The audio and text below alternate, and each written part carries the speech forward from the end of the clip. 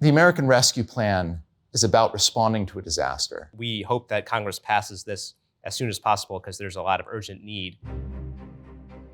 I'm David Kamen. I'm Bharat Ramamurthy. We're Deputy Directors at the National Economic Council. We're in the midst of a national crisis. The COVID crisis has ushered in an economic crisis. And the longer we wait to respond to it, the more Americans are going to suffer and the longer our economy will take to recover. If you look at where we are now compared to where we were before the pandemic began, we're about 10 million jobs short. Here is an independent study by the Brookings Institution. It shows GDP, which is essentially the size of the economy. This bold line here at the bottom represents what has actually happened to the economy. This dashed line at the top here, that was the projection of what was going to happen if there wasn't a pandemic. Where the economy is now is way short of that projection. This dotted line is what would happen if we did nothing. We put together a plan to make sure that we defeat COVID as quickly as possible. The American Rescue Plan is designed to address the crisis we face now. If we pass the American Rescue Plan, it shows the economy recovering to its levels pre-pandemic by the end of the year. We can't have an economic recovery unless we get the pandemic under control. The American Rescue Plan has a bold set of steps. Getting shots in people's arms, getting our schools reopened quickly and safely, and delivering relief to people who need it so that we can get through this pandemic, we can get people vaccinated, and then we're going to be ready to rebuild quickly coming out of the other side. Recovery is not going to happen overnight. We need to build a bridge for families to get through the pandemic. Give families the bridge they need. Until we have done that, the economic crisis is not going to go away. There's nothing worse for the American economy than American families not having the money to support themselves throughout the pandemic.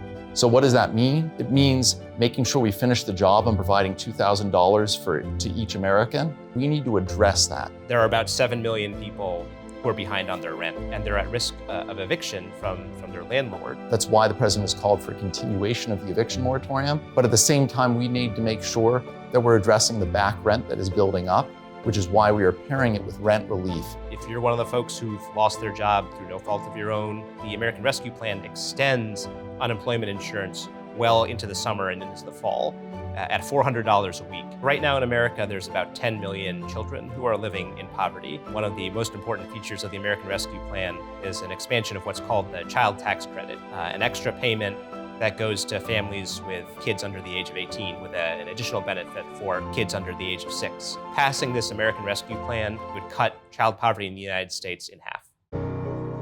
The cost of inaction means pain for millions of American families and tremendous cost to the U.S. economy going forward. If we don't pass this, it means that up to 7 million people may get kicked out of their homes in the middle of a pandemic. It means that this year, 4 million jobs would be lost. 5 million additional children living in poverty this year. 11 million Americans would lose unemployment insurance and not be able to put food on their table. It means real pain and suffering throughout the economy for millions of American families. Over the last year, we've too often been fighting this crisis from behind. It's time to finally get COVID under control and give families the bridge they need through the crisis. The costs of inaction far outweigh the costs of action.